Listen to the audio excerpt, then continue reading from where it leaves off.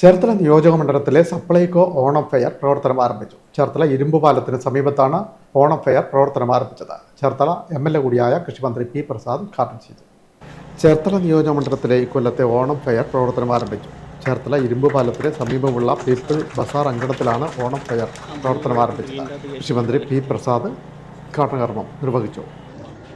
സപ്ലൈകോയുടെ എല്ലാവരെയും അതിൻ്റെ മന്ത്രി CGR അനിലടക്കം സപ്ലൈകോയുടെ മുഴുവൻ ജീവനക്കാരെയും ഹൃദയം നിറഞ്ഞ് അഭിനന്ദിച്ചുകൊണ്ട് നിങ്ങൾക്കെല്ലാവർക്കും ഓണാശംസകളും നേർന്നുകൊണ്ട് മുനിസിപ്പൽ ചെയർപേഴ്സൺ ഷെർലി ഭാർഗവൻ അധ്യക്ഷത വഹിച്ചു. ജില്ലാ panchayat vice president NS Sivaprasad, Cherthala municipal vice chairman TS Ajayakumar എന്നിവർ ആദ്യ വിൽപ്പനകൾ നിർവഹിച്ചു. Ward councillor Mithra Vindabhai, CPM area secretary B. Vinod, CPI local secretary KS Salim, S.